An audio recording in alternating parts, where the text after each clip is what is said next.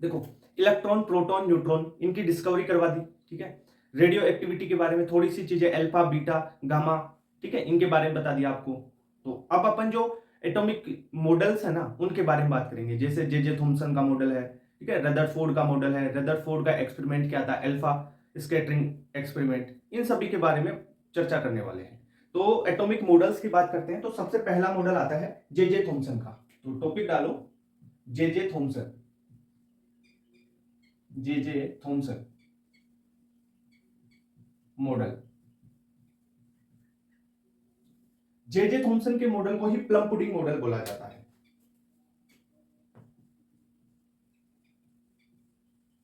Plum pudding model क्यों बोला जाता है, सबको पता होगा। क्योंकि इसने जो एटम के बारे में बात की, ऐसे बोल दिया कि जैसे तरबूज होता है ना, वाटरमेलन, वैसा होता है एटम। अब ऐसा इसने बोला जे थॉमसन ने, इसलिए इसका मॉडल को प्लम पुडिंग मॉडल भी बोला जाता है। क्या बोला इसने? इसने बोला कि जो आपका एटम है वो कैसे होगा। मान लो ये तरबूज है एक, ये है एटम, और इसके अंदर क्या होंगे, इलेक्ट्रॉन्स भी होंगे, ठीक है सर। तो इलेक्ट्रॉन्स को क्या बोला, ऐसे जैसे वो बीज होते हैं ना उसमें, सीड्स, वैसे यूनिफॉर्मली डिस्ट्रीब्यूटेड। ये देखो सीड्स है इसमें, ये जो सीड थे उनको बोला इलेक्ट्रॉन, नेगेटिवली चार्ज, ठीक है। ये रह गए इलेक्ट्रॉन, और बाकी बचा हुआ रेड पार्ट, जो रेड पार्ट बच गया ना बाकी, रेड कलर का, उसको क्या बोल दिया,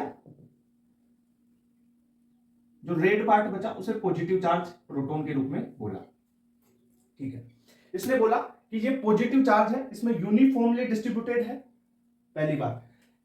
जो सीड्स है वो नेगेटिवली चार्ज के रूप में इलेक्ट्रॉन्स के जैसे हैं। मतलब एक तरीके से क्या बोला कि जो आपका वाटरमेलन है, तरबूज है, वो एक एटम है, उसमें जो बीज लगे हुए हैं इलेक्ट्रॉन है, और उसका रेड पार्ट है ना, वो क्या है, प्रोटॉन, पॉजिटिव चार्ज है, ठीक है, पॉजिटिव चार्ज। और जो एटम है पूरा न्यूट्रल है, क्योंकि ये नेगेटिव और पॉजिटिव चार्ज आपस में कैंसिल कर रहे हैं और ये स्टेबल हो रहा है, ऐसा बोल दिया।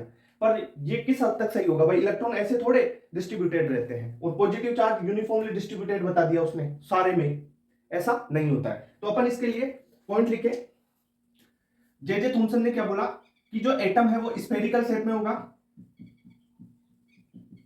स्फेरिकल शेप, या जैसे वाटरमेलन होता है ना वैसी शेप, ठीक है सर, स्फेरिकल शेप में होगा। दूसरी बात अपन लिखें, तो इसने कुछ आइडिया दिया कि रेडियस एंगस्ट्रॉम, जैसे 1 एंगस्ट्रॉम के रेंज में होगी। तो रेडियस के बारे में, रेडियस 1 एंगस्ट्रॉम का मतलब 10⁻⁻10 मीटर, ठीक है सर। इसने बोला कि जो पॉजिटिव चार्ज है, पॉजिटिव चार्ज यूनिफॉर्मली डिस्ट्रीब्यूटेड है,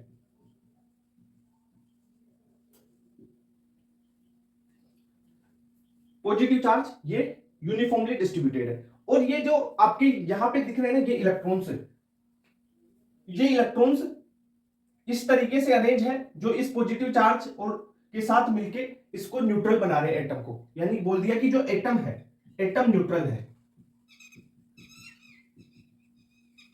एटम को क्या बोल दिया कि एटम क्या है, न्यूट्रल है, स्टेबल है, न्यूट्रल एंड स्टेबल।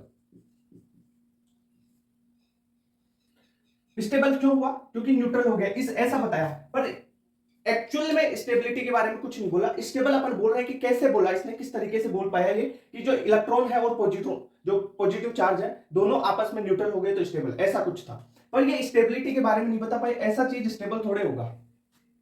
अपन भी आगे रदरफोर्ड का मॉडल पढ़ेंगे, फिर बोहर मॉडल पढ़ेंगे, तो सारी चीजें। तो इस प्रकार से ये जो थॉमसन मॉडल है, ये चीजें बताएगी, एटम न्यूट्रल है, पॉजिटिव चार्ज यूनिफॉर्मली डिस्ट्रीब्यूटेड है, जो इलेक्ट्रॉन्स है वो सीड्स के रूप में है। ये देख, ये इलेक्ट्रॉन्स सीड के रूप में है, और ये पॉजिटिव चार्ज जो आपका रेड पार्ट होता है ना वाटरमेलन का, वैसे वो है, ठीक है। तो ये चीज हो गई इसकी। अब स्टेबिलिटी के बारे में कुछ नहीं बता पाया था कि कैसे स्टेबल हो गया ये, बस वो तो बोल रहा है कि नेगेटिव और पॉजिटिव चार्ज न्यूट्रल कर दिए, स्टेबल हो गया। अरे भाई पॉजिटिव चार्ज यूनिफॉर्मली डिस्ट्रीब्यूटेड है, इसमें इलेक्ट्रॉन्स ये सीड्स के रूप में है, यही तो बोला उसने। ओके, तो जे थॉमसन का मॉडल ये था, जिसे प्लम पुडिंग मॉडल या तरबूज मॉडल बोल सकते हैं आप, ठीक है। वैसे ये जो चीजें आप पढ़ा रहा हूं ना, मॉडल्स वगैरह आप फिजिक्स में पढ़ोगे, ठीक है, तो नोट करो इसको। थॉमसन के मॉडल को नोट करो। कर लिया क्या? ये हो गया तुम्हारा जे थॉमसन का। अब इसके बाद में देखो दूसरा मॉडल आप पढ़ोगे क्या? रदरफोर्ड का।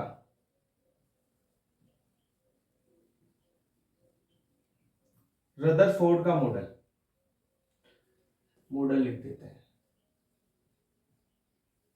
देखो रदरफोर्ड का मॉडल किस पे बेस्ड था? रदरफोर्ड ने एक एक्सपेरिमेंट किया था, कौन सा? अल्फा स्कैटरिंग वाला, ठीक है, तो उस पे बेस्ड था ये। तो वो एक्सपेरिमेंट अभी आपको समझाऊंगा, ठीक है, based on alpha scattering experiment. और ये एक्सपेरिमेंट किसने किया था? रदरफोर्ड ने ही किया था। अब देखो एक बार इस एक्सपेरिमेंट को समझाता हूं, फिर इसकी थ्योरी है वो लिख लेना, है ना।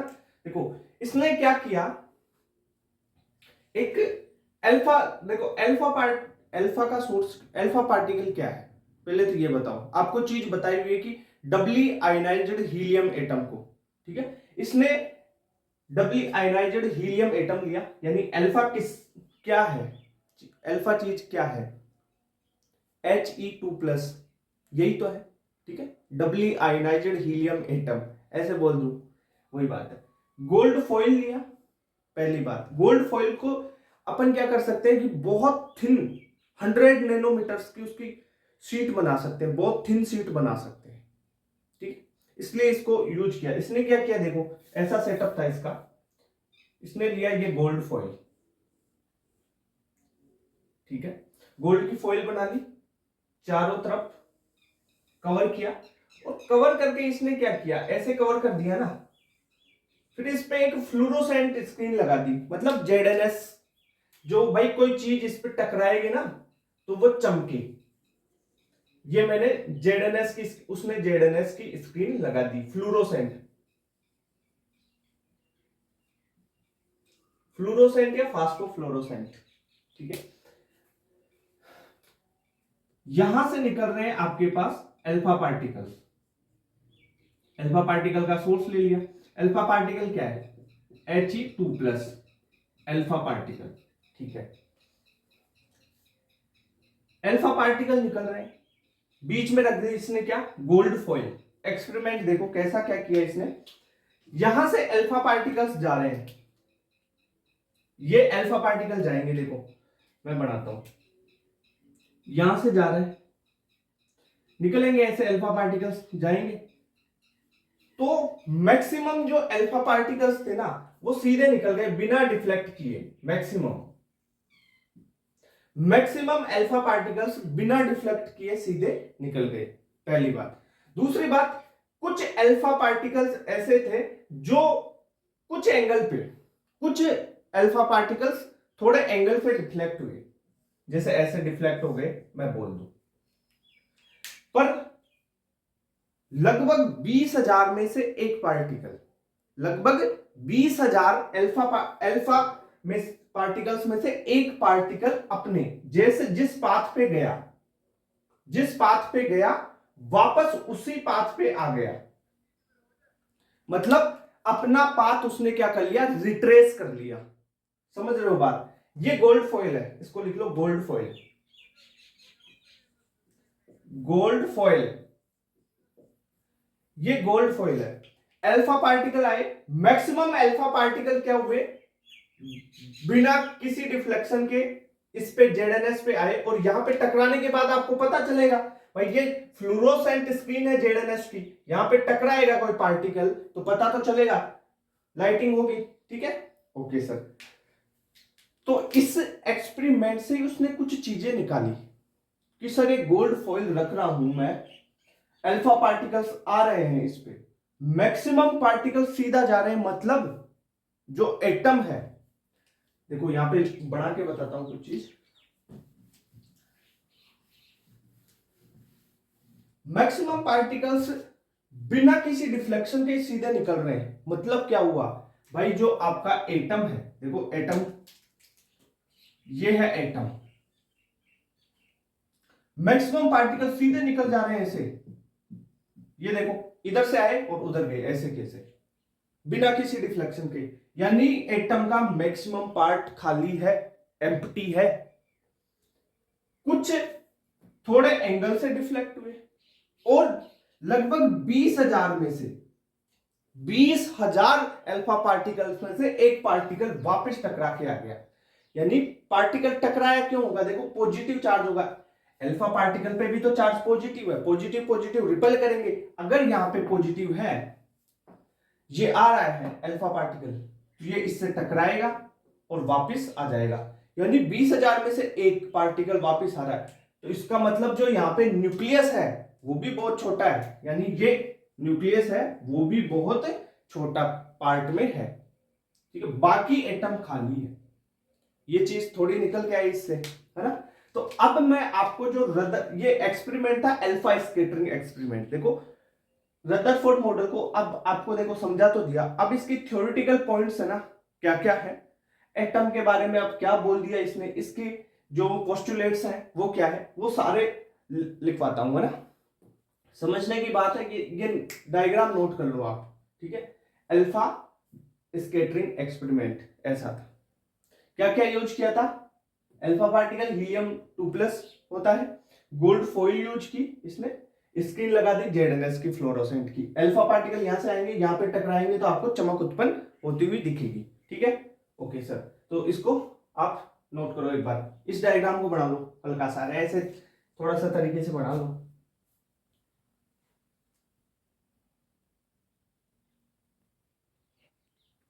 हो गया। अब देखो इसको थ्योरेटिकल रूप में बता देता हूं तुम्हारे को। रदरफोर्ड मॉडल किस पे बेस्ड था, alpha scattering experiment, alpha particle या अल्फा स्कैटरिंग एक्सपेरिमेंट, ठीक है। अभी बताएं अल्फा स्कैटरिंग एक्सपेरिमेंट क्या होता है, उससे इसने कुछ ऑब्जर्वेशंस निकाली।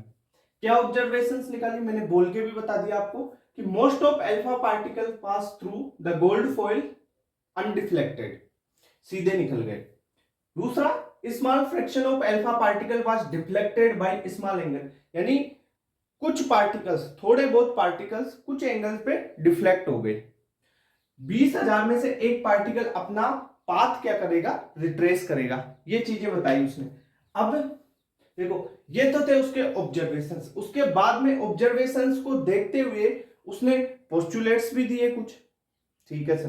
देखो पोस्टुलेट्स की बात करेंगे, ये देखो पोस्टुलेट्स में उसने क्या बोला, भाई देखो जो अल्फा पार्टिकल्स है अनडिफ्लेक्टेड ही निकल रहे हैं बहुत सारे, ज्यादा रीजन में, ठीक है, और कुछ पार्टिकल्स है जो लगभग 20,000 में से एक, कुछ बहुत एक पार्टिकल 20,000 में से एक, फ्यू पार्टिकल्स, वो अपना पाथ क्या कर रहा है, रिट्रेस कर रहा है। इसका मतलब न्यूक्लियस तो छोटा होगा, एटम बड़ा है तो उसका और बीच का भाग खाली होगा, ऐसी चीजें सोची और उसने अपने पोस्टुलेट्स दे दिए। तो पोस्टुलेट्स में पहला पोस्टुलेट है रदरफोर्ड का, देखो ऑब्जर्वेशंस पूछे तो ये पोस्टुलेट्स मतलब फाइनल कंक्लूड करके कुछ बोला उसके बारे में, किसने, रदरफोर्ड ने। तो अपन बात करें न्यूक्लियस होगा वो स्मॉल रीजन में होगा, कैसे पता चला उसको, वो अनडिफ्लेक्टेड पार्टिकल्स निकल रहे हैं और एक 20,000 में से एक डिफ्लेक्ट कर रहा है, ठीक है। तो न्यूक्लियस होगा छोटे रीजन में होगा, ठीक है sir. Nucleus is surrounded by electrons, इसने बोला कि न्यूक्लियस इलेक्ट्रॉन्स से सराउंडेड है, and electron revolve around nucleus, electron nucleus के अराउंड रिवॉल्व कर रहे हैं, very high speed in circular path, ये बोल दिया इसने क्या, कि सर्कुलर पाथ में रिवॉल्व कर रहे हैं, और इस सर्कुलर पाथ को ही इसने ऑर्बिटल बोल दिया, ठीक है। क्या बोला कि न्यूक्लियस, देखो ऐसा कुछ दे रखा है ना, एनसीईआरटी में दे रखा है, ये न्यूक्लियस है ना। तो इलेक्ट्रॉन्स कैसे, जैसे ऐसे ऐसे एक रिवॉल्व कर रहा है, एक रिवॉल्व इस पाथ में कर रहा है, यानी अपने को क्या करना है, वो जो इलेक्ट्रॉन्स इन पाथ्स में, ये सर्कुलर है और इस पाथ में ये इलेक्ट्रॉन्स है, ये देखो ये न्यूक्लियस है, तो इसके अराउंड ऐसे रिवॉल्व कर रहे हैं, और इनको जो सर्कुलर पाथ है इनको ही क्या बोल दिया, ऑर्बिटल बोल दिया, ठीक है। इसने बोला कि जो आपका एटम है वो न्यूट्रल हो रहा है, कैसे हो रहा है न्यूट्रल, जितने इलेक्ट्रॉन है उतने ही प्रोटॉन होंगे, इससे न्यूट्रल हो गया। दूसरी बात इसने बोली कि जो न्यूक्लियस और इलेक्ट्रॉन्स है, न्यूक्लियस और इलेक्ट्रॉन्स आपस में इलेक्ट्रोस्टैटिक फोर्स से जुड़े हुए हैं, इस वजह से ही ये आपस में एक तो स्टेबल हो रहा है, दूसरी बात इस वजह से ये जो इलेक्ट्रॉन्स है ना उसी ऑर्बिट में रुके हुए हैं। स्टेबिलिटी के बारे में नहीं बोला, ये बोला कि जो इलेक्ट्रॉन है और न्यूक्लियस है, उन दोनों के बीच में फोर्स ऑफ अट्रैक्शन लग रहा है, कौन सा, इलेक्ट्रोस्टैटिक, और इस वजह से ये वहां पे रिवॉल्व कर रहे हैं, यानी उसी ऑर्बिट में है, ना नीचे आ रहा है ना ऊपर जा रहा है। ठीक है, ये बात बोल दी। अब इसकी ड्रॉबैक भी है, बहुत सारी ड्रॉबैक है, स्टेबिलिटी की भी है, स्पेक्ट्रा की भी है, वो अपन पढ़ेंगे। तो आपको पोस्टुलेट लिखने हैं और ऑब्जर्वेशन लिखने हैं, तुरंत लिखो। ठीक है, लिख लोगे, ये छाप लो ना। फिर देखो कुछ पॉइंट्स और बता देता हूं। इसने बोला कि जो आप एटम है, ये एटम बोला, एटम, ये एटम है और बीच में है न्यूक्लियस, ये तो रहा एटम और ये रहा न्यूक्लियस। तो इसने रेडियस के बारे में एक अंदाजा दिया और बोला कि जो एटम है उसकी रेडियस, किसकी, एटम की, radius of atom, R atom, ये थी, मैंने अभी बताया 1 एंगस्ट्रॉम के लगभग। तो यानी 1 एंगस्ट्रॉम कितना होता है भाई, 10⁻⁻10 मीटर। और जो न्यूक्लियस है उसकी रेडियस के बारे में बोला, तो ये थी 10⁻10⁻15 मीटर। ठीक है, अब बताओ, देखो एटम बहुत बड़ा है, 10⁻5 का फर्क है, देखो -10 और -15, 5 का फर्क है, समझ रहे हो बात। यानी अगर यहां पे इस बोर्ड पे एक चींटी चले ना, चींटी भी क्या, बहुत छोटी चीज, तो ये दीवार पूरी आपका एटम हो जाएगा और वो छोटी सी चीज न्यूक्लियस हो जाएगी, इतना डिफरेंस है, समझ रहे हो बात। जैसे एनसीईआरटी में ये चीज बोल रही कि फुटबॉल के ग्राउंड है और उसमें बीच में फुटबॉल रखी हुई है, तो फुटबॉल का जो ग्राउंड है ना वो पूरा एटम है और जो फुटबॉल रखी हुई है वो न्यूक्लियस है, इतना बड़ा डिफरेंस है। ठीक है, ये चीज हो गई। अब देखो एक दो चीजें और बता रखी है एनसीईआरटी में, और आपको फिजिक्स में भी डिटेल में पढ़ोगे, ये चीजें फिजिक्स में डिटेल में भी पढ़ोगे, है ना। तो देखो मैं बोलूं आपको रेडियस ऑफ एटम और न्यूक्लियस का वो निकालना है रेशियो, एटम और रेडियस ऑफ न्यूक्लियस निकालो, 10⁻10 अपॉन 10⁻15, तो 10 की पावर 5 मीटर आ जाएगा। मीटर तो कैंसिल हो गया ना, रेशियो निकाल रहे हैं अपन। तो इतना बड़ा है, 10 की घात 5, यानी 10 के 5 जीरो, 1 के 5 जीरो हो गए ना, कितना बड़ा हो गया, 10⁻5, समझ रहे हो। ओके सर, अब देखो यहां पे एक रिलेशन भी दिया गया है, उसको मास नंबर के साथ में उस पे न्यूमेरिकल आता है, वो चीज भी आपको पता होनी चाहिए। देखो लिखो, जैसे मैं बोलूं, या एक बार देखो, वॉल्यूम, रेडियस से वॉल्यूम निकाल सकते हो क्या आप, रेडियस से वॉल्यूम निकाल सकते हो, वो चीज भी बता देता हूं, फिर फॉर्मूला अलग बता दूंगा। देखो वॉल्यूम का फॉर्मूला क्या होता है, वॉल्यूम होता है 4/3 पाई आर क्यूब, यही होता है। तो मैं निकालूं रेडियस ऑफ वॉल्यूम, वो वॉल्यूम ऑफ एटम बटा वॉल्यूम ऑफ न्यूक्लियस करूं, तो क्या आएगा, देखो यहां पे लिख के बताता हूं, चीजें थोड़ा सा क्लियर और होगी। मैं निकालूं वॉल्यूम ऑफ एटम, एटम का वॉल्यूम निकालूंगा तो क्या लिखूंगा, 4/3 इंटू पाई, और आर रेडियस कितनी है भाई एटम की, बता, 10⁻−10 का क्यूब, यही है मीटर में। ओके सर, अगर मैं बात करूं वॉल्यूम ऑफ न्यूक्लियस, ये कितना हो जाएगा, 4/3 इंटू पाई और 10⁻−15 मीटर का क्यूब, यही है। अब तू निकाल ले, ऐसे कर ले, volume of atom upon volume of radius निकाल, इन दोनों, एटम बटा रेडियस करेगा 4/3 पाई से 4/3 पाई कैंसिल हो जाएगा। अब देख 10⁻−10 और 10⁻−15 का होल पावर कितना हो जाएगा, 3, तो 10/15, यानी पावर कितना चेंज हो रहा है, देख यहां पे लिखेगा तू, क्या बचेगा, 10⁻10 अपॉन 10⁻−15, इसकी भी पावर 3 है और इसकी भी पावर 3 है, तो इसे क्या लिख सकता है तू, ऐसे देखो, यहां पे देखो 10, ये है 15, तो इसका कैलकुलेशन कितना आएगा, 1/5 10 टू पावर माइनस, अगर ऊपर लेके जाता हूं तो +5 हो जाएगा, ठीक है। तो और उसका क्यूब कितना हो जाएगा, 5 × 3 15, ठीक है।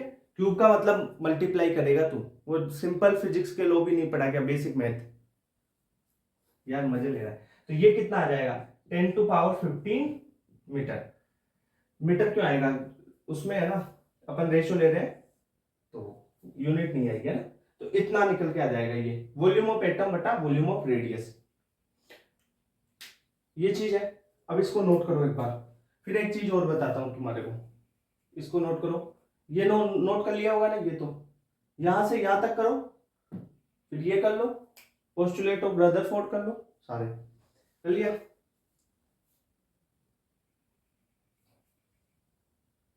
वन टू थ्री फोर, ये हो गया, ये हो गया, इसको करते रहना, भूल है इसको तो मिटा ही देता हूं।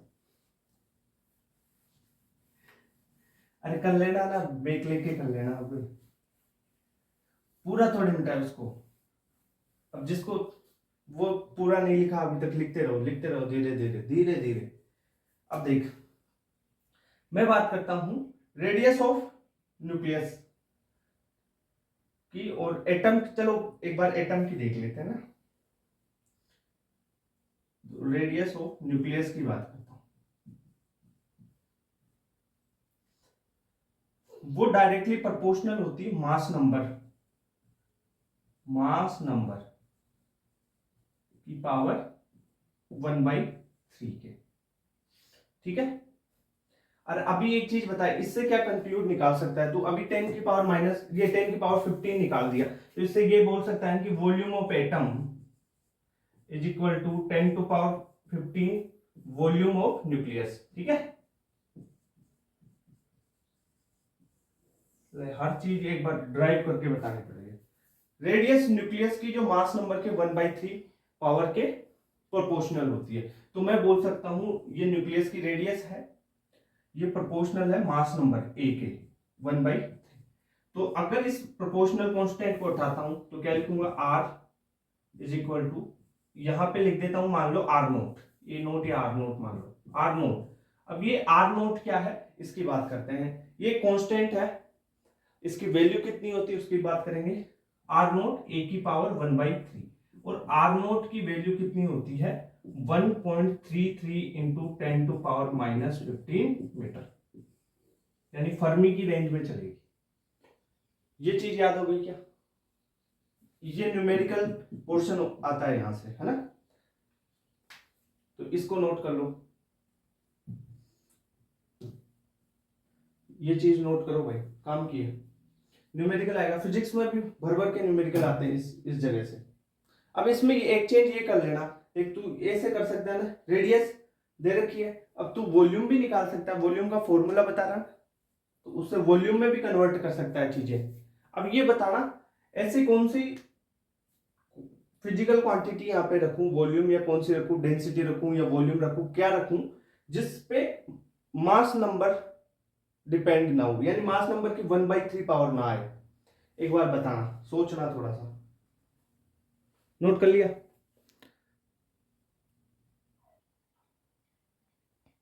अब देखो ड्रॉबैक्स की बात करते हैं। ड्रॉबैक्स में पहला ही ड्रॉबैक स्टेबिलिटी पे आ जाता है। देखो मैक्सवेल ने क्या बोला, इसके बाद में अपन मैक्सवेल की थ्योरी पढ़ेंगे। मैक्सवेल ने बोला कि कोई भी चार्ज पार्टिकल है वो इलेक्ट्रोमैग्नेटिक वेव जनरेट करेगा, एनर्जी रिलीज होगी। तो अगर कोई चीज लगातार ऑर्बिटल में घूम रही है, एनर्जी तो रिलीज होगी। अगर एनर्जी रिलीज हो रही है तो एनर्जी का लॉस होगा, और फिर वो उसी स्पीड से लगातार उसमें ही कैसे घूम सकता है ऑर्बिटल में। मान लो कोई इलेक्ट्रॉन है, ये घूम रहा है तो एनर्जी रिलीज करेगा, और ये एनर्जी रिलीज करता करता तो फाइनली आके इसके न्यूक्लियस में तो गिर जाएगा ना, तो यहां पे तो स्टेबिलिटी खत्म हो गई इसकी। भाई मैक्सवेल ने बोला कि कोई इलेक्ट्रॉन है या कोई पार्टिकल है, वो चार्जड पार्टिकल है, मूविंग है, ठीक है, EMW इलेक्ट्रोमैग्नेटिक वेव रिलीज कर रहा है, यानी एनर्जी लॉस हो रहा है उसमें, एनर्जी लॉस हो रहा है, तो कहीं ना कहीं वो ऑर्बिटल में घूम रहा है तो एनर्जी कम होती जा रही है, और कम होती जा रही है तो घूमते घूमते वो क्या करेगा, ऐसे घूमते घूमते क्या आ जाएगा, वो सेंटर में आके गिर जाएगा इलेक्ट्रॉन न्यूक्लियस के पास, और वहां पे तो फिर तो एटम का अस्तित्व ही खत्म हो गया, स्टेबिलिटी नहीं हो पा रही है। तो stability of atom could not be explain by Rutherford model, ठीक है पहली। दूसरा, ये इलेक्ट्रॉन की एनर्जीज के बारे में कुछ नहीं बताता है, ठीक है। तो दूसरा पॉइंट आप लिख सकते हो कि ये इलेक्ट्रॉन्स की एनर्जीज वगैरह उसके बारे में जो बोहर मॉडल ने बताई थी वैसा कुछ नहीं बता पा रहा, ठीक है। अब बोहर मॉडल भी पढ़ेंगे आगे।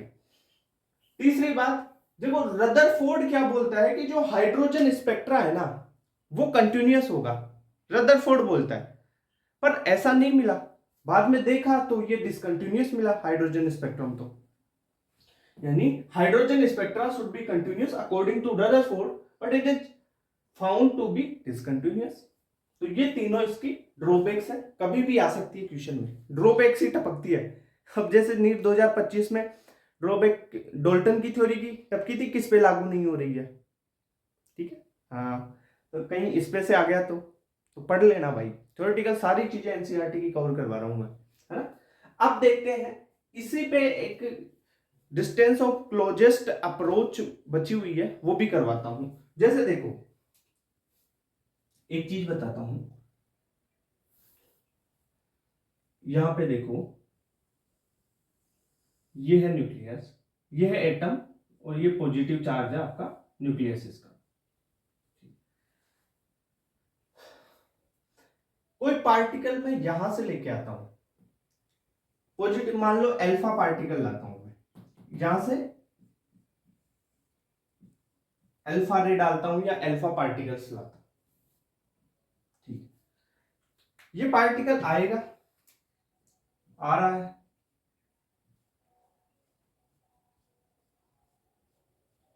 चलो इसको थोड़ा सही तरीके से बनाते हैं ना, नीचे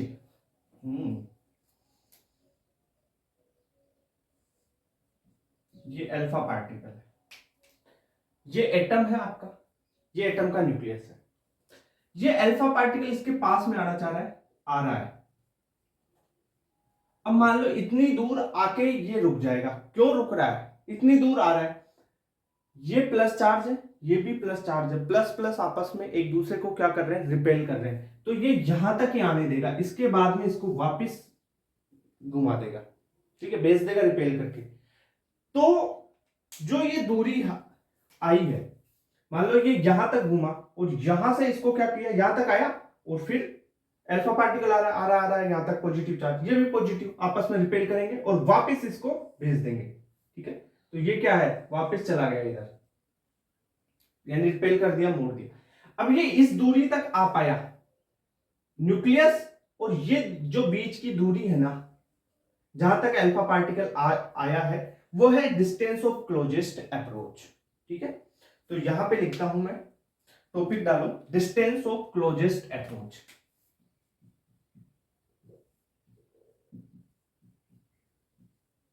डिस्टेंस ऑफ क्लोजेस्ट अप्रोच। वैसे तो इस पे बस एक फॉर्मूले को याद रख लोगे ना तो भी क्वेश्चन हो जाएगा, ठीक है। एक क्वेश्चन आता, जो जनरली क्वेश्चन आता नहीं है इस पे ना, क्या हुआ, ये अल्फा पार्टिकल कोई सा पॉजिटिव चार्ज और दूसरा ले लो, अल्फा की जगह और दूसरा भी दे सकता है कोई पार्टिकल, है ना। तो पॉजिटिव चार्ज है, ये आ रहा है, यहां तक आएगा, ये रिपेल करेगा, तो ये बीच की जो दूरी बच गई ये है क्लोजेस्ट अप्रोच डिस्टेंस, यानी इसको आर बोल दूं, ये आर क्या है, ये आर है डिस्टेंस ऑफ क्लोजेस्ट अप्रोच। अब तुम्हारे को ये आर की वैल्यू निकालनी है, तो यहां पे आप क्या लगा दो, कंजर्वेशन ऑफ मैकेनिकल एनर्जी लगा दो, यानी kinetic energy initial plus potential energy initial equal to kinetic energy final plus potential energy final. अब किसकी काइनेटिक एनर्जी जीरो है, किसकी पोटेंशियल एनर्जी जीरो है, ये बताओ। इसके पास होगी एनर्जी, इसके पास काइनेटिक है, आ रहा है v स्पीड से आ रहा है, यहां पे लिख दूं मैं, अगर ये v स्पीड से आ रहा है, किसी स्पीड से आ रहा है, v से आ रहा है, तो v लिख ले, तो काइनेटिक एनर्जी है half mv square, potential zero है, उधर होगी पोटेंशियल, ठीक है सर, तो लिख दो इसकी, यानी पोटेंशियल इसमें तो जीरो और उसमें काइनेटिक, यानी इस वो रुका हुआ है ना, तो यहाँ पे काइनेटिक रुका हुआ है, स्पीड जीरो है तो काइनेटिक एनर्जी जीरो हो जाएगी। तो मैं क्या लिख सकता हूं इसके लिए, हाफ एम किसका, अल्फा का, v किसकी, अल्फा की, v अल्फा लिख देता हूं इसको, वेलोसिटी है ना, इज इक्वल टू के जेड ई, ये तो इसका चार्ज हो गया।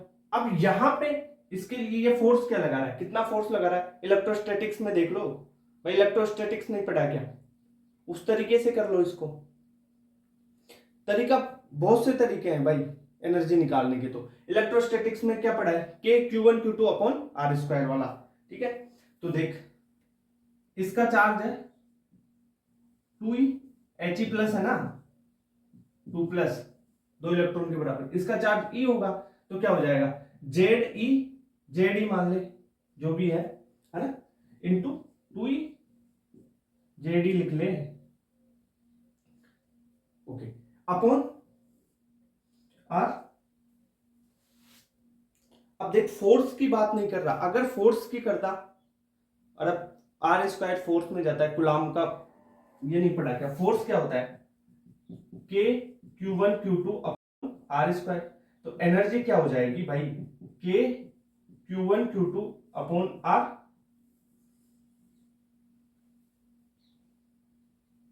यही तो होगा, यही चीज तो, अब थोड़ा बहुत तो फिजिक्स यार पढ़ी हुई होगी, नहीं पढ़ी हुई है ना, नहीं पढ़ी हुई तो ये देख ले, एनर्जी बराबर कर दी, ये फॉर्मूला एनर्जी का वो half M V square, V square होगा ना ये square, half M V square, kinetic energy भाई, काइनेटिक एनर्जी क्या होती है, हाफ एम वी स्क्वायर,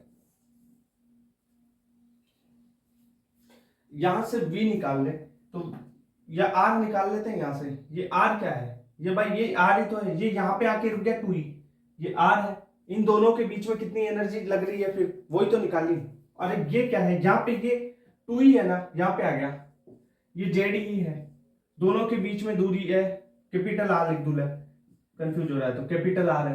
अब बता, अब एनर्जी बता, लिख सकता है ना, अब तो एनर्जी फिजिक्स की हो गया भाई, हो गए पास, आजा, अब यहां से अपन आर निकाल रहे हैं, आर क्या हो जाएगा भाई देख, के जेड, ये आर यहां पे आएगा और ये नीचे चले जाएगा, पूरा 2 ऊपर आ जाएगा, तो ऐसे लिख सकता हूं इसको, K Z E into 2e upon half M alpha V alpha का स्क्वायर, यही तो हुआ।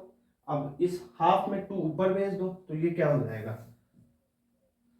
4 जेड ई, के है ना, के को छोड़ दिया क्या, 4 के जेड ई स्क्वायर अपॉन 4 के जेड ई, ऊपर आ गया एम अल्फा वी अल्फा, ये ले, ये डिस्टेंस ऑफ क्लोजेस्ट अप्रोच का फॉर्मूला है।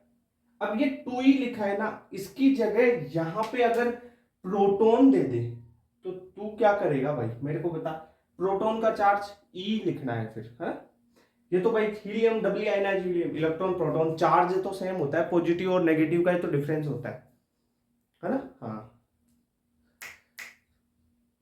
थोड़ा थोड़ा याद रखा कर, ये बात हो गई डिस्टेंस ऑफ क्लोजेस्ट अप्रोच की, ठीक है,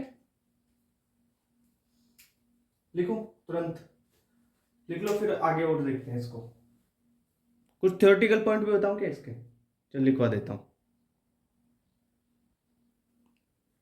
देखो अब जैसे मैंने बताया, अपन ने तो अल्फा स्कैटरिंग बम्बार्डेड करवाया, उसके बेसिस पे अपन ने अल्फा पार्टिकल लिया, उससे अपन ने क्लोजेस्ट अप्रोच निकाल ली, ठीक है। अगर एटम में आपको अल्फा पार्टिकल नहीं दे, उसकी जगह अलग चार्ज वाला एटम दे देना, तो के Q1 Q2 upon kinetic energy कर देना, रेडियस वो क्लोजेस्ट अप्रोच निकालने के लिए, वैसे ये कर दोगे, अपन ने अल्फा पार्टिकल के लिए इसको क्या निकाल लिया था, अल्फा पार्टिकल के लिए निकाला था के, Q1 था जेडी और Q2 था 2e upon half m alpha v alpha का स्क्वायर, यही तो निकाला था आर। ठीक है सर। अब देखो जो आर है वो किस किस पे डिपेंड कर रहा है, चार्ज पे, जो भी पार्टिकल है उसका चार्ज, ठीक है, तो डायरेक्टली प्रोपोर्शनल होगा चार्ज के, और न्यूक्लियस के चार्ज के भी, न्यूक्लियस का चार्ज Ze है, ठीक है, ओके सर। दूसरा काइनेटिक एनर्जी ये है हाफ एम वी स्क्वायर, ये काइनेटिक एनर्जी तो है, उसके इनवर्सली प्रोपोर्शनल हो रहा है। अगर अपन बोले तो मास के भी इनवर्सली प्रोपोर्शनल है, देखो आर 1/m, अगर तेरे को पूछे क्लोजेस्ट अप्रोच बताओ 1h1 में और 2h1 में, तो क्लोजेस्ट अप्रोच आर इसकी ज्यादा होगी, क्योंकि मास इनवर्सली प्रोपोर्शनल है, इसका मास कम, इसकी क्लोजेस्ट अप्रोच ज्यादा। समझ रहा है बात? एक फॉर्मूला और आता है, वैसे क्वेश्चन आया नहीं है इस पे, number of particle deflected at an angle theta, तो कितने number of particle N theta मान लेता हूं वो डिफ्लेक्ट हो रहे हैं, तो वो होते हैं प्रोपोर्शनल टू बोल सकते हैं, ठीक है। तो ये किसके प्रोपोर्शनल होगा, यानी बराबर लिख लो 1 अपॉन साइन थीटा बाई 2, जिस एंगल पे हो रहे हैं उसका हाफ एंगल और उसकी पावर 4 करना है, ठीक है सर। तो ये क्लोजेस्ट अप्रोच की सारी चीजें आपको समझ में आ गई। अब आ जाते हैं, देखो अब अपन ने इसकी जो लिमिटेशंस है उसमें मैक्सवेल के बारे में पढ़ा कि मैक्सवेल ने बताया कुछ एनर्जी का रोड़ा, और बोला कि वो स्टेबल नहीं है एटम, इलेक्ट्रॉन आके न्यूक्लियस में गिर रहा है। तो अपन वेव थोड़ा मैक्सवेल का स्टार्ट करेंगे, तो उससे पहले वेव के बारे में, आपको वेव पता है वेव क्या होती है, थोड़ी डेफिनेशन एनसीईआरटी में दे रखा है, इसलिए एक बार बता देता हूं, और मैक्सवेल का फिर आराम से समझ में आ जाएगा। तो एक बार वेव का कॉन्सेप्ट आपको बता देता हूं, ठीक है। टॉपिक डालो वेव, अपन एनसीईआरटी से ही चल रहे हैं ना। वेव क्या है, एक बार इसकी लैंग्वेज बता देता हूं, फिर अपन समझ भी जाएंगे क्या है। तो disturbance in which energy is transferred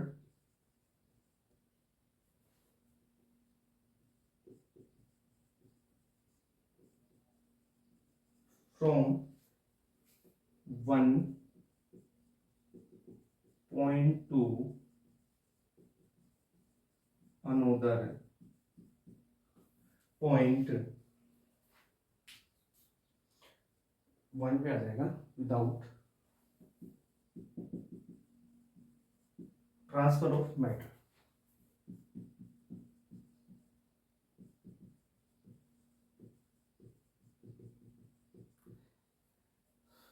इसमें एनर्जी ट्रांसफर हो रही है पर मैटर का कोई ट्रांसफर नहीं होता।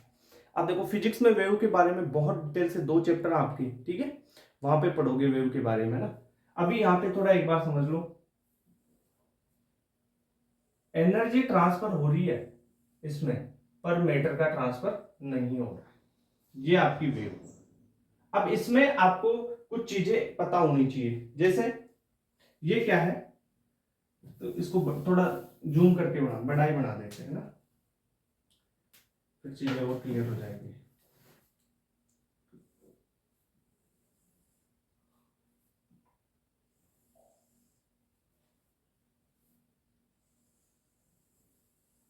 ये जा रही है वेव, ये है आपका ट्रफ, ये, अरे ये तो मेन लाइन है, एक्स एक्सिस है यहाँ पे, ये है ट्रफ, ये है क्रस्ट, ये है ट्रफ, ये क्रस्ट, वो बोलते हैं ना श्रृंग और ग्रथ, हिंदी में क्या बोलते हैं, श्रृंग ग्रथ, ये ट्रफ, ये क्रस्ट, ट्रफ और ये क्रस्ट, ये 2 चीजें पता चली। ये है यहां से लेके यहां तक मैक्सिमम डिस्टेंस, ये है एम्पलीट्यूड, इसे क्या बोलेंगे, एम्पलीट्यूड बोलेंगे, ओके। और देखो अब यहां पे आ जाएगा दूसरा ट्रफ, ये दूसरा ट्रफ ये होगा। ओके सर, तो देखो दो ट्रफ्स के बीच में, यहां से लेके यहां तक दो ट्रफ्स के बीच की दूरी, दो ट्रफ्स के बीच की दूरी को बोलते हैं वेवलेंथ।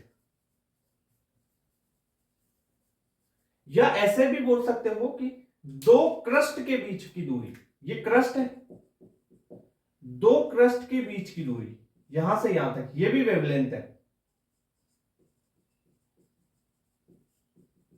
यानी लगातार आने वाले, कंटिन्यूअस आने वाले दो क्रस्ट के बीच की दूरी या दो ट्रफ के बीच की दूरी को क्या बोलते हैं? वेवलेंथ बोलते हैं। ये चीज समझ में आई क्या तुम्हारे को? समझ में आ गई है ना? अब देखो लिख लो, एक बार पॉइंट लिख लो इसके बारे में। वेवलेंथ,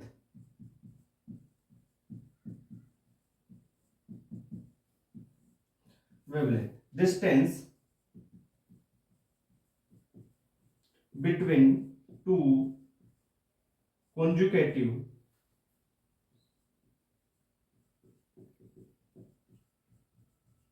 क्रस्ट और ट्रफ, या तो दो कॉन्जुगेटिव क्रस्ट के बीच की दूरी या ट्रफ्स के बीच की दूरी। ठीक है, ओके। ये मैक्सिमम दूरी यहां से, ये क्या है? ये है एम्पलीट्यूड। तो इसके लिए भी लिख लो एम्पलीट्यूड। देख लिखने को तो ये डेफिनेशन मायने नहीं रखती, अगर ये डायग्राम सही समझ में आ गया ना। एम्पलीट्यूड यहां से यहां तक होता है, ये ट्रफ्स के बीच की या क्रस्ट के बीच की दूरी को वेवलेंथ बोलते हैं, तो काम हो जाएगा तुम्हारा। ठीक है, it express the maximum distance, displacement है, displacement by wave from equilibrium state. Definition तो है, डेफिनेशन के तरीके से लिखना है, एनसीईआरटी की लैंग्वेज में लिख के दिया है तुम्हारे को, पर समझ में आना चाहिए एम्पलीट्यूड क्या है ना? ओके, इस वेवलेंथ, वेवलेंथ क्या है? डिस्टेंस ही तो है ये, तो इसकी यूनिट क्या होगी ना? वेवलेंथ को लैम्बडा से शो किया जाता है, यूनिट है मीटर।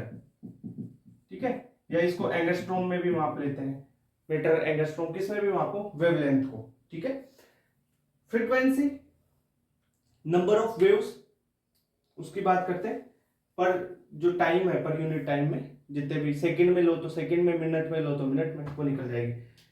देख एक चीज बताता हूं तुम्हारे को, वेव नंबर। ठीक है, उससे इसको वेवलेंथ को वो करते हैं, इसको देखो वेव नंबर, देखो वेव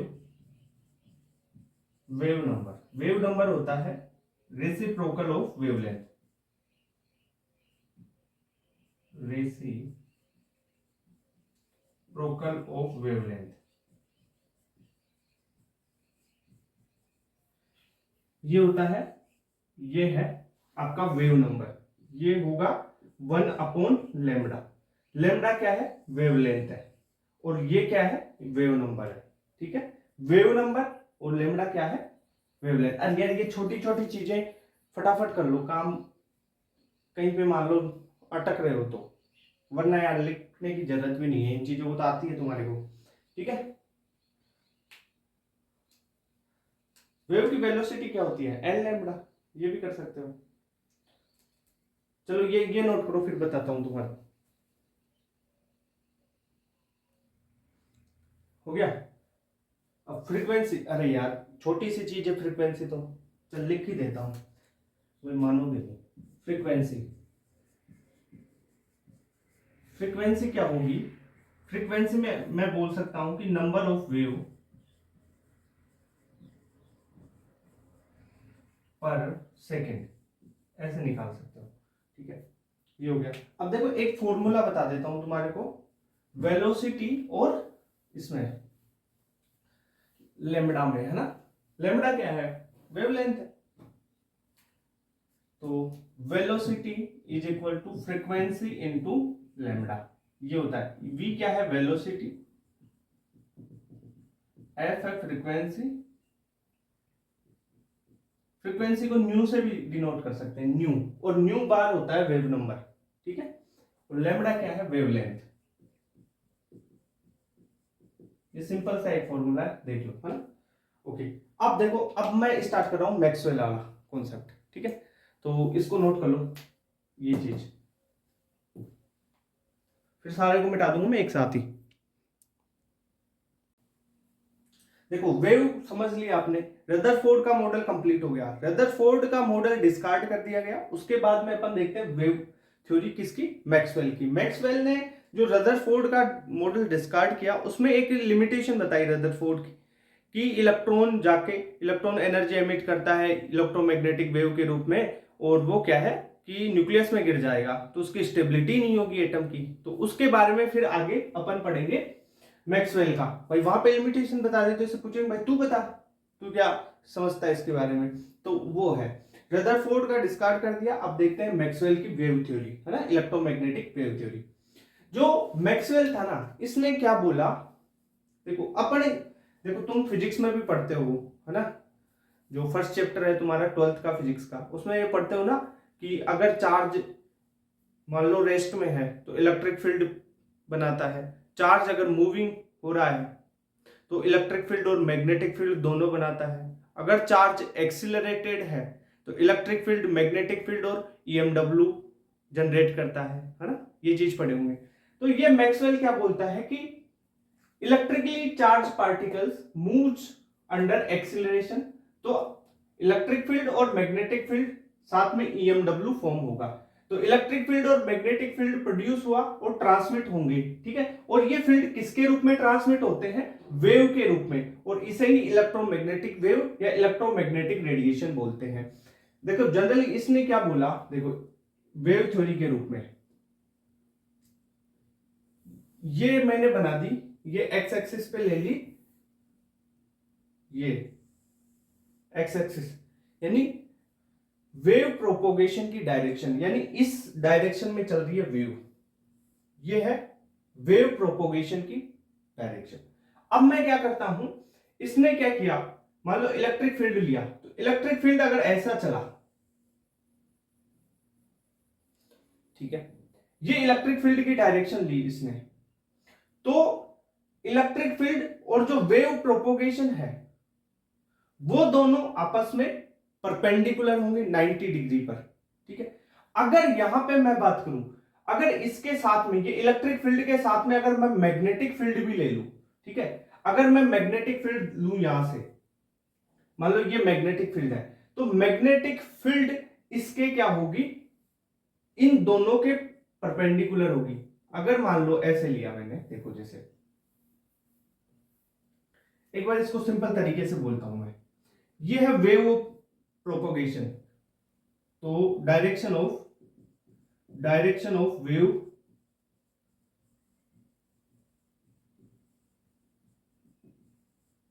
वेव प्रोपोगेशन की डायरेक्शन इधर है।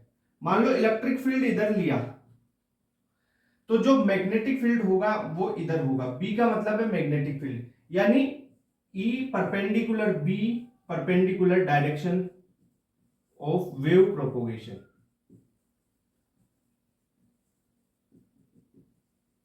यानी वेव प्रोपोगेशन की डायरेक्शन, मैग्नेटिक फील्ड और इलेक्ट्रिक फील्ड तीनों आपस में परपेंडिकुलर होते हैं, 90 डिग्री पे होते हैं, ठीक है। ये बात समझ में आई क्या, ओके। अब देख, मैं देखो इसको ऐसे समझाता हूं इसको, अब डायग्राम से बेहतर ऐसे समझ में आएगा। देखो ये है वेव प्रोपोगेशन की डायरेक्शन, ये मैंने इलेक्ट्रिक फील्ड, रेड वाला इलेक्ट्रिक फील्ड लगा दिया, ठीक है। ये वेव प्रोपोगेशन की डायरेक्शन, ये है इलेक्ट्रिक फील्ड की डायरेक्शन, तो मैग्नेटिक फील्ड की डायरेक्शन ये ब्लैक मार्कर होगा, ठीक है। यानी तीनों आपस में क्या होंगे, परपेंडिकुलर होंगी, ये एक एक्स में जा रहा है तो एक वाई में जाएगा, एक जेड में जाएगा, समझ में आई बात, ठीक है। जैसे वेव प्रोपोगेशन ऐसे चल रही है, ठीक है, वेव इधर चल रही है ना, ऐसे वेव ऐसे चल रही है, ठीक है, इलेक्ट्रिक फील्ड होगी ऐसे, मैग्नेटिक फील्ड होगी जेड डायरेक्शन में। यानी देखो अगर मैं बात करूं इसमें,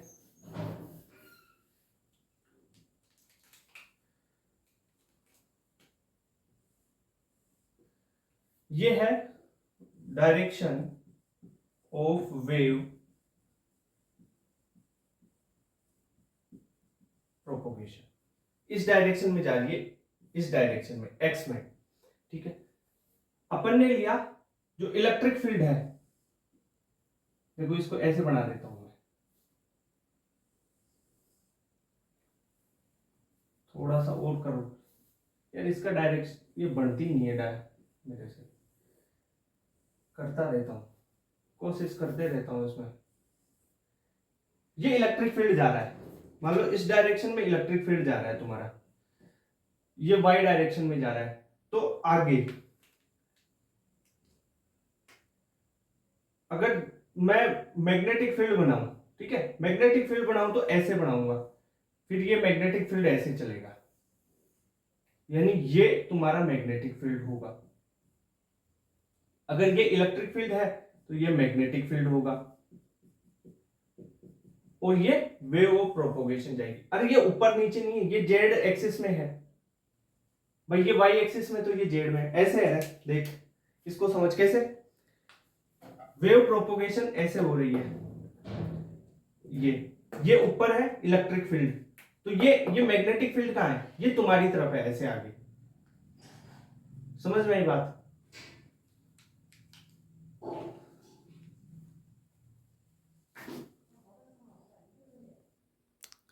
बिजली का चक्कर बाबू भैया।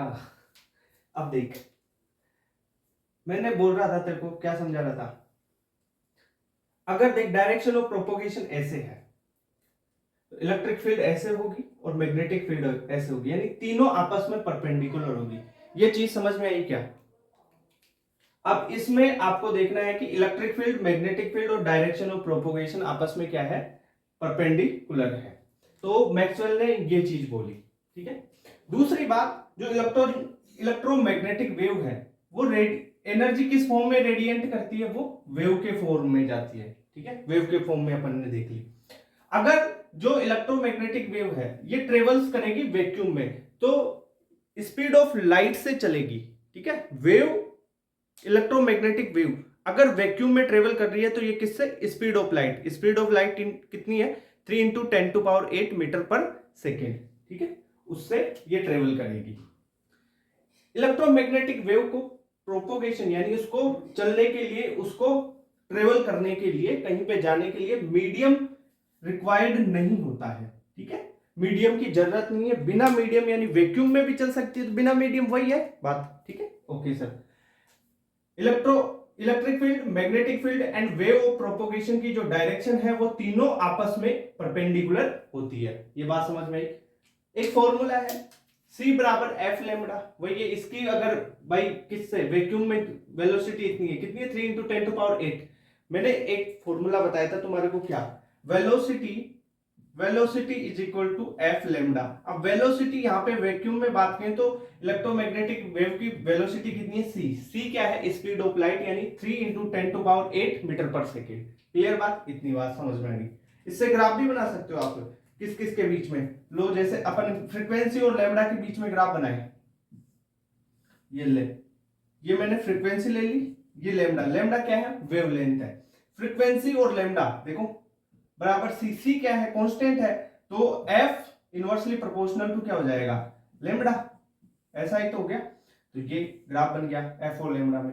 अगर मैं बात करूं फ्रीक्वेंसी और 1/लेमडा की, फ्रीक्वेंसी और 1/लेमडा में ये ग्राफ बन जाएगा। क्लियर बात, तो ठीक है, ये चीजें हो गई मैक्सवेल की। अब देखो इसकी लिमिटेशन भी बता देता हूं यहीं पे, देखो ये चीज नोट कर ली क्या, है ना, यहाँ पे लिख देता हूँ ना, इसको वो कर रब कर देता हूँ।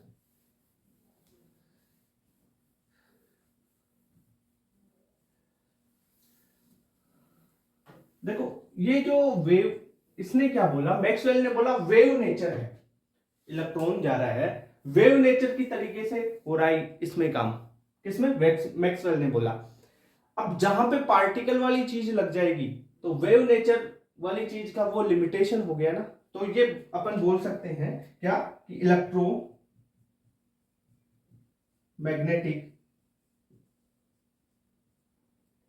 इलेक्ट्रोमैग्नेटिक वेव थ्योरी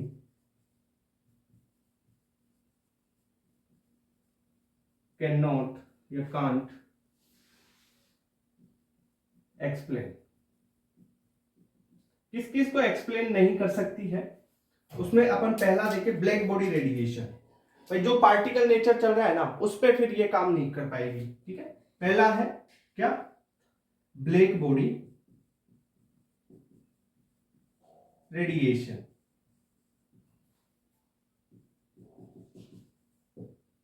दूसरा है फोटो इलेक्ट्रिक इफेक्ट।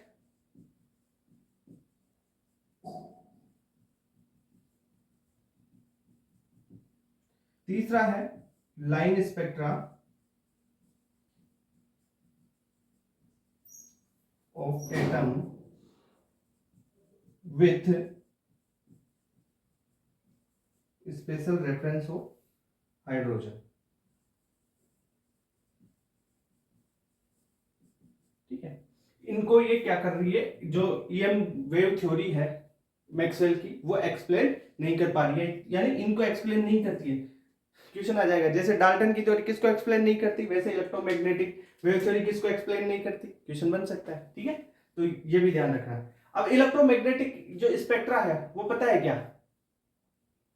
देखो इसको एक ट्रिक से बताता हूं। चार्ल्स गेमो नाम सुना होगा आपने, एक अमेरिकन फिजिसिस्ट था जिसने, तुम ये जो मोलिकुलर बायोलॉजी पढ़ते हो ना उसमें कोडोन पढ़ते हो, ट्रिपलेट के रूप में होते हैं कोडोन, ठीक है, उसके बारे में, और कुछ इसने न्यूक्लियर चीजों के बारे में भी खोज की थी।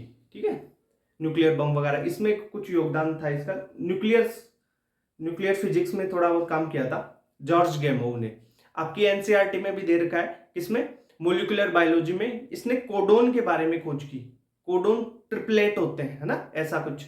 ठीक है, जॉर्ज गेमो।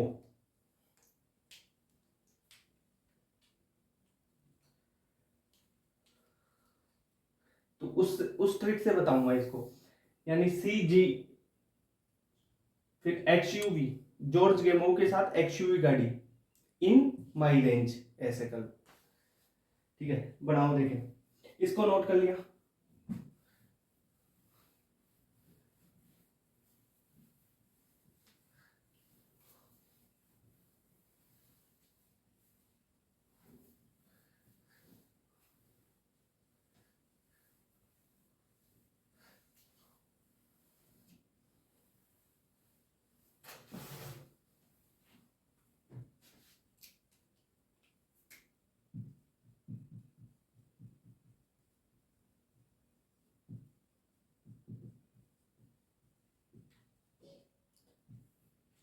इलेक्ट्रोमैग्नेटिक स्पेक्ट्रा, ठीक है,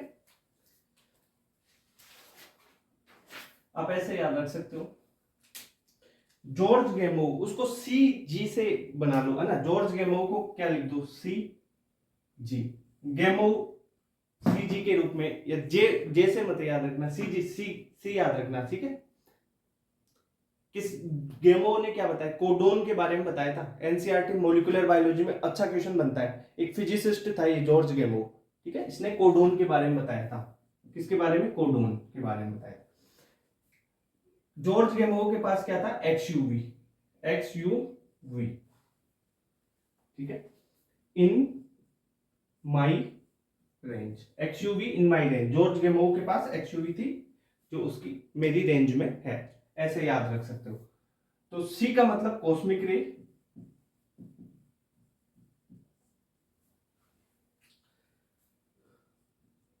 जी का मतलब गामा रेज, एक्स का मतलब एक्स रेज, यू का मतलब यूवी रेज, वी से आ जाएगा आपका विजिबल, विजिबल स्पेक्ट्रा, ठीक है। आई का मतलब इंफ्रारेड, इंफ्रारेड, IR, ठीक है। एम का मतलब माइक्रो वेव,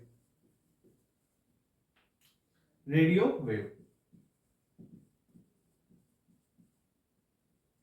अब मैं रेडियो वेव से अगर कॉस्मिक वेव्स की तरफ जाता हूं तो फ्रीक्वेंसी बढ़ती है, तो क्या होगा, कॉस्मिक वेव्स से अगर मैं ऐसे जाऊंगा रेडियो वेव की तरफ, तो फ्रीक्वेंसी क्या होगी, फ्रीक्वेंसी आपकी घटेगी। फ्रीक्वेंसी घटेगी तो मैंने एक चीज बोली थी, फ्रीक्वेंसी और लैम्ब्डा में इनवर्स रिलेशन होता है, अभी बताया था तुम्हारे को, अरे क्या बताया था, सी बराबर एफ लेमडा होता है ना, वही तो बताया था। तो लेमडा क्या हो जाएगा, बढ़ जाएगा।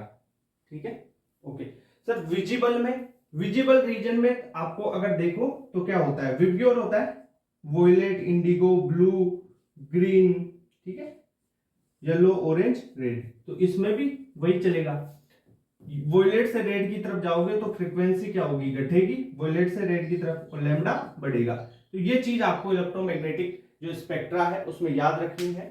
ट्रिक भी है, जो कोडोन की खोज की थी किसने, जॉर्ज गेमो ने। ये मोलिकुलर बायोलॉजी में दे रखा है, तुम्हारे फिजिसिस्ट था गेमो, पर भी ये मोलिकुलर बायो में काम कर रहा था, देख लो। एक्सयूवी इन माई रेंज, ऐसे याद हो जाएगा, क्लियर बात। ठीक है, विजिबल विब्ग्योर से याद रख सकते हो। 400 से 700 नैनोमीटर की रेंज होती है विब्ग्योर वाली।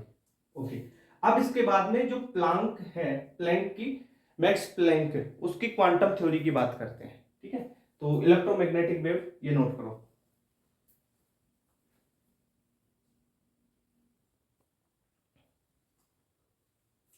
अब देखो बात करते हैं प्लैंक्स क्वांटम थ्योरी की।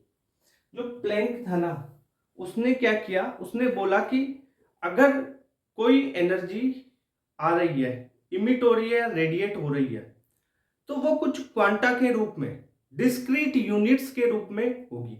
यानी एनर्जी आ रही है ना, तो कुछ डिस्क्रीट पैकेट्स के रूप में एनर्जी आएगी, और उन पैकेट्स को उसने क्वांटा बोला।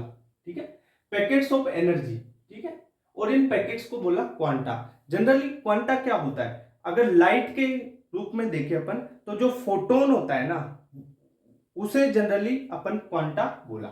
ठीक है, यानी क्वांटा को जनरली क्या बोला गया, फोटोन। तो एक चीज यहां पे याद रखना, क्या पॉइंट आ सकता है, डिसकंटिन्यूअस पॉइंट को अगर कंटिन्यूअस कर दोगे ना, कंटिन्यूअस फॉर्म में नहीं, ये डिसकंटिन्यूअस फॉर्म में पैकेट्स होते हैं, उनको आप बोलोगे क्या, क्वांटा।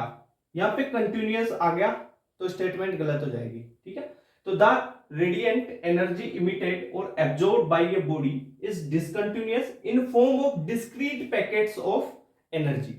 एनर्जी के अलग अलग पैकेट्स के रूप में आएंगे, जो क्वांटा होते हैं ना वो आएंगे। ठीक है,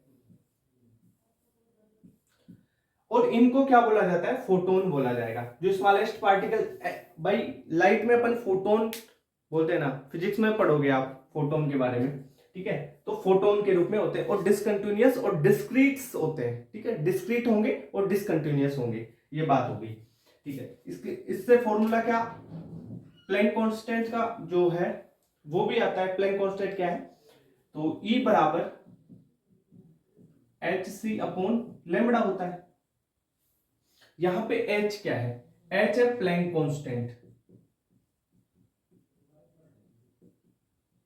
प्लैंक कांस्टेंट H की वैल्यू होती है 6.6 इंटू 10⁻34 जूल सेकेंड। ठीक है, इतनी बात क्लियर हो गई। अब ये चीज प्लैंक कांस्टेंट की समझ में आएगी क्या, E बराबर hc अपॉन लेमडा। अब यहां से चेंज भी कर सकते हो उसको। एक फॉर्मूला बताया था, वेलोसिटी इज इक्वल टू, या c is equal to F lambda, ये बोला था। तो c बराबर एफ लेमडा रखोगे तो एनर्जी बराबर क्या आ जाएगा, एनर्जी बराबर h इंटू फ्रीक्वेंसी।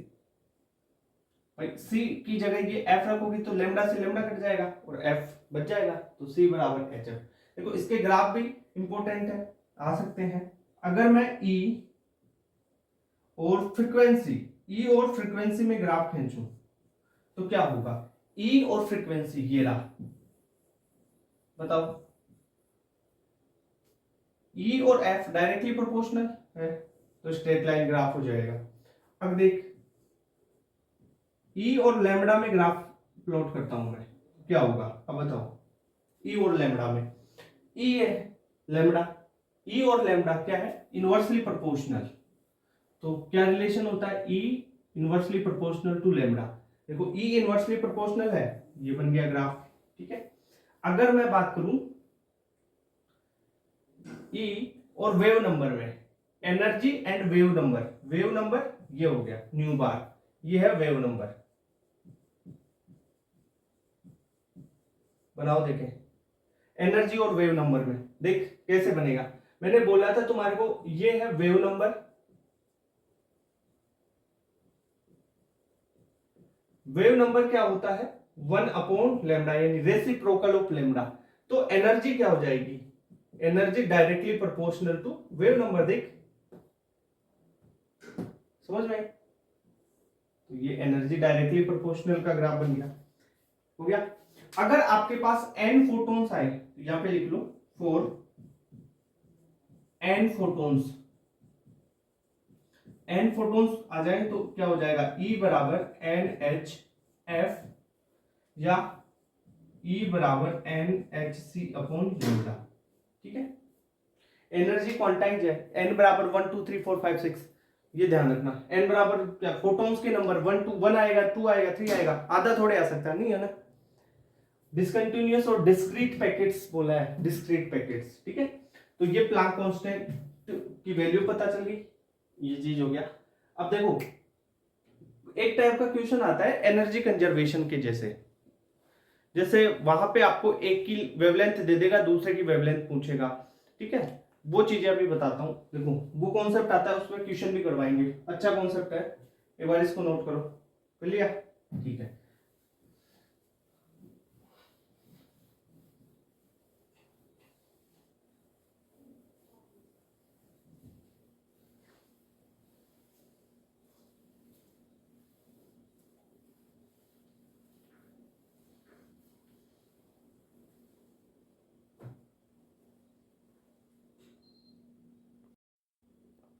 देखो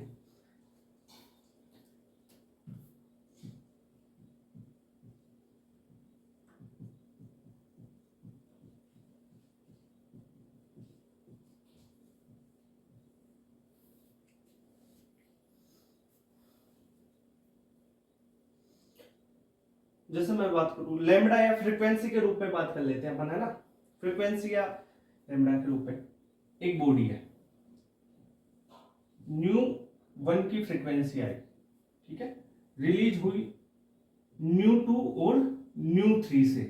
ठीक है, तो क्या होगा, आपको यहां पे लगाना है। अब वो क्वेश्चन ऐसे पूछ लेगा कि एनर्जी इस पे रेडिएट कितनी हुई, ठीक है, या बोल देगा न्यू 1 से रेडिएट हुई, न्यू 2 और न्यू 3 से इमिट हो गई। तो न्यू 2 की वैल्यू देके न्यू 3 की वैल्यू पूछ सकता है, या आपको ये लेमड़ा के रूप में भी दे सकता है, ऐसे भी तो दे सकता है। कोई बॉडी है, लेमड़ा 1 की एनर्जी आएगी, लेमड़ा 2 और लेमड़ा 3 के रूप में रेडिएट हो गई मान लो, है ना, फिर उस वेवलेंथ से। अब लेमड़ा 1 लेमड़ा 2 की वैल्यू देके लेमड़ा 3 की वैल्यू पूछ ले, तो यहां पे आप एनर्जी कंजर्वेशन लगाना ऐसे क्वेश्चंस में। एनर्जी कंजर्वेशन कैसे लगाओगे, एनर्जी जो भी आपने एब्जॉर्ब हुई है, एब्जॉर्ब की है, ये एब्जॉर्ब कर रही हुई है, ये रिलीज कर रहा है, ये एब्जॉर्ब और यहां से रिलीज, ये चीज तो समझ में आएगी। Energy absorb is equal to energy released, ये लगा देना है। ठीक है, तो कैसे लगाओगे, मैं लिखूं E बराबर क्या होता है, E बराबर एच सी या एच एफ होता है ना, या एच न्यू। अरे फ्रीक्वेंसी को ही तो न्यू बोला है, न्यू क्या है, फ्रीक्वेंसी। ठीक है, तो E बराबर H nu is equal to nu 1 is equal to nu 2 nu 3, ऐसे बोल सकते हैं अपन।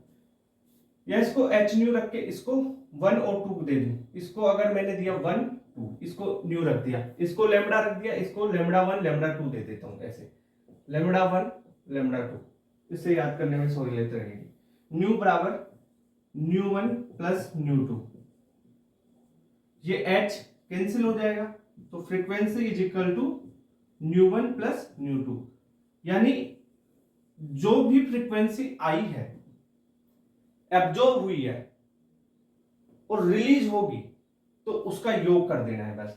ठीक है, यानी न्यू 1 आई है और न्यू 1 न्यू 2 निकली है, तो न्यू 1 बराबर न्यू 1 प्लस न्यू 2 होगा। ठीक है, ये चीज आपको पता होनी चाहिए।